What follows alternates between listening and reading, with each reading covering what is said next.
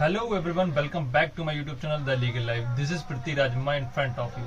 Today in this particular session we will understand section 54 of Transfer Property Act 1882.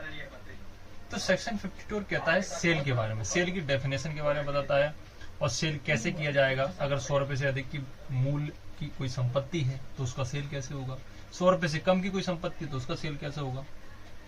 और section 55 भी आज हम इसकी वीडियो में जिक्र करेंगे, जिसमें दिया गया क्रेता विक्रेता के अधिकार और दायित्व, थोड़ा बहुत इसके बारे में भी जिक्र करेंगे। मेनली सेक्शन हम 54 के बारे में जिक्र करेंगे। तो sale is the very important provision of the transfer property act 1882 और कई सारे स्टेट जुडिशरी के एग्जामों में अगर आप लॉ के स्टूडेंट हैं, अगर आपकी LLB चल रही है और सेकंड सेम या फोर्थ सेमेस्टर में हैं, आप first year second third year में चल रहे हैं, तो ये बहुत इंपॉर्टेंट बन जाता है सेल को जानना इस एक्ट में, इस एक्ट के लिए। और स्टेट जुडिशरी में, सभी स्टेट जुडिशरी में ज्यादातर ट्रांसफर प्रॉपर्टी एक्ट पूछा जाता है, वहां भी ये इंपॉर्टेंट होता है सेक्शन।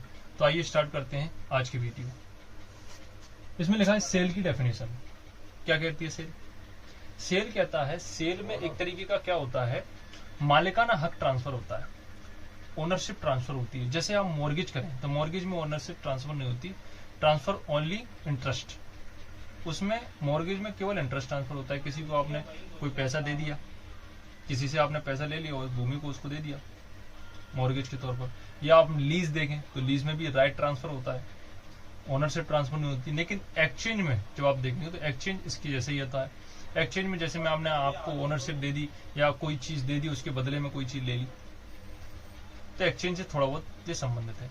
और सेल के बारे में बात करें तो ये क्या होता है, इसमें लिखा है कि ऐसी कीमत के बदले में स्वामित्व का अंतरण। तो क्या है जी, एक तरह का स्वामित्व, उसका ओनरशिप ट्रांसफर होती है जो दी जा चुकी है या जिसके देने का वचन दिया गया है या जिसका भाग दे दिया गया है, जिसके भाग देने का वचन दिया गया, या कोई पार्ट दे दिया गया है या कोई पार्ट देने का प्रॉमिस कर दिया गया है। कहने का मतलब ये कि जैसे मैंने कोई कॉन्ट्रैक्ट कर लिया सामने वाली पार्टी के साथ, मैंने नहीं, चलो ठीक है एग्जाम्पल समझ लेते हैं। ए है बी के साथ उसने कॉन्ट्रैक्ट कर लिया बेचने का, ए ने बी के साथ कॉन्ट्रैक्ट किया बेचने का कि मैं ये प्रॉपर्टी है, ये जो प्रॉपर्टी है 2 लाख रुपए में ए ने कॉन्ट्रैक्ट किया बेचने का बी के साथ, और बी ने कहा कि ठीक है मैं इस कॉन्ट्रैक्ट के बिहाफ में आपको 25,000 रुपए दे देता हूँ। 25,000 रुपए बी ने ए को दे दिए और उसका कॉन्ट्रैक्ट कर लिया। मतलब जिसका कोई भाग दे दिया गया है, इसमें जो वर्ड यूज हुआ है जिसका कोई भाग दे दिया गया है, कहने का मतलब है कि ए ने उस पर उसको कब्जा दे दिया। जैसे ही उसने 25,000 उसको दिए, उसने उसको कब्जा दे दिया। जब टाइम ड्यूरेशन निकल जाएगी तो मैं उसकी रजिस्ट्री करा लूंगा।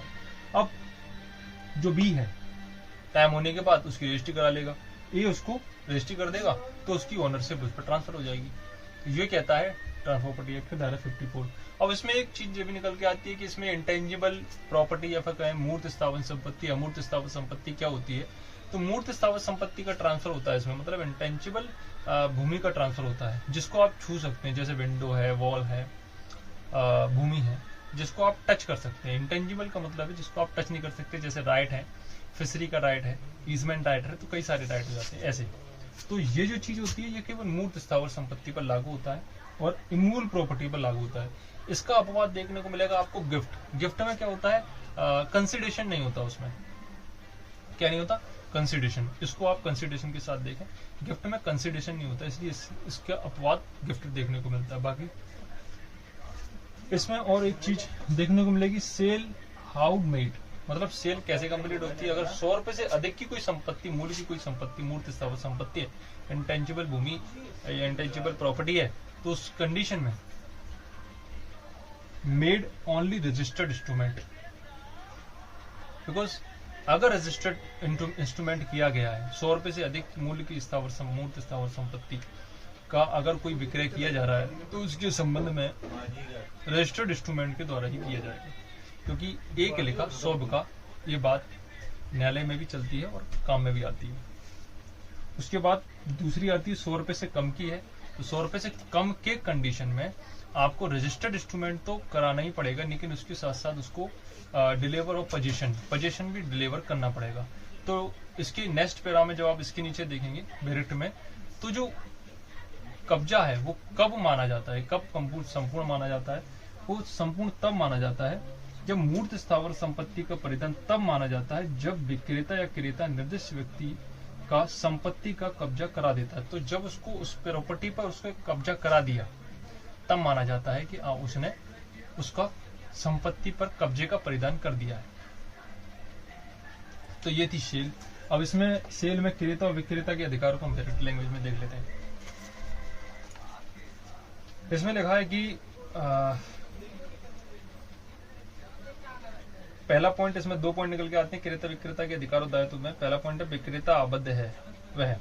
तो विक्रेता कब कब आबद्ध है? विक्रेता आबद्ध है कि क्रेता को पूरी बात बताए, तात्विक त्रुटि को स्पष्ट रूप से बताए। पहला पॉइंट ये कहता है। ए बी कहता है कि संपत्ति संबंधी जो हक के दस्तावेज विक्रेता के कब्जे शक्ति में है, मतलब जो सेल कर रहा है एक के जैसे कोई दस्तावेज वगैरह अगर उसकी रजिस्ट्री वगैरह उसके कब्जे में है, उन सबको क्रेता को उसकी प्रार्थना पर परीक्षा के लिए पेश करे तो उसको दिखाना पड़ेगा सब रजिस्ट्री वगैरह, ये उसका कर्तव्य है विक्रेता का। और उसके बाद सी कहता है कि उस संपत्ति पर उस पर हक के बारे में क्रेता द्वारा पूछे गए सभी सुसंगत प्रश्नों का उत्तर पूरी जानकारी से दे। उसके बाद चौथा निकल के आता है कीमत के बाबत शोध रकम की संदाय निविदा पर संपत्ति का उचित हस्तांतरण पत्र निष्पादित करे, जबकि क्रेता उचित समय स्थान पर निष्पादन करने के लिए विक्रेता को निवेदित करे। ठीक है, तो आपको रजिस्ट्री कराना पड़ेगा उसी समय स्थान पर जहां क्रेता बोलता है जो भी आपका डिसाइड हुआ है कॉन्ट्रैक्ट में। उसके बाद 5th वाला देख लेते हैं, विक्रय संविदा उस संपत्ति के परिधान की तारीख के बीच उस संपत्ति को उस पर के हक संबंधी सब दस्तावेजों को जो उसके कब्जे में है, मतलब विक्रेता की सब जितने भी दस्तावेज या जो भी हक या जो भी चीज है, सारी लायबिलिटी, सारे हक, इंटरेस्ट, सब चीज जो कि अधिकार वगैरह सब आ जाते हैं इसमें, तो सब चीज ऐसी सावधानी से रखे जैसे मामूली प्रज्ञा वाला व्यक्ति स्वामी ऐसी संपत्ति दस्तावेज को रखता है, तो उसको ये प्रदान कर दिया जाता है। उसके बाद इसमें F नंबर का आता है कि ऐसे अपेक्षित किए जाने पर क्रेता तद निर्दिष्ट व्यक्ति को उस संपत्ति पर ऐसे कब्जा दे जैसा संपत्ति की प्रकृति के अनुसार दिया जा सकता है। तो जैसे संपत्ति की प्रॉपर्टी पर उसको कब्जा देना पड़ेगा, तो कब्जा भी देना पड़ेगा। उसके बाद जो उसका लास्ट वाला है शायद, लास्ट वाला है कि सारे जितने भी भार हैं, भाटक हैं, जो भी उस पर चार्जेस वगैरह लगा दिए गए थे उस प्रॉपर्टी पर जो कि सेल हो रही है, तो उसको भार मुक्त करके दे विक्रेता। सब चीज जो बिजली का बिल है, लाइट का बिल है, लाइट का बिल, नल का बिल, उस पर अगर कोई रेंट ड्यू है तो वो सब चीज क्लियर करके सामने वाली पार्टी को देना चाहिए। तो ये था सेल। यदि आपको ये वीडियो पसंद आती है या इस वीडियो के आपको सीखने को मिलता है, सो इस वीडियो को लाइक करें एंड शेयर करें अपने फ्रेंडों के साथ और सब्सक्राइब करें। Click the bell icon for legal updates. Thank you for listening.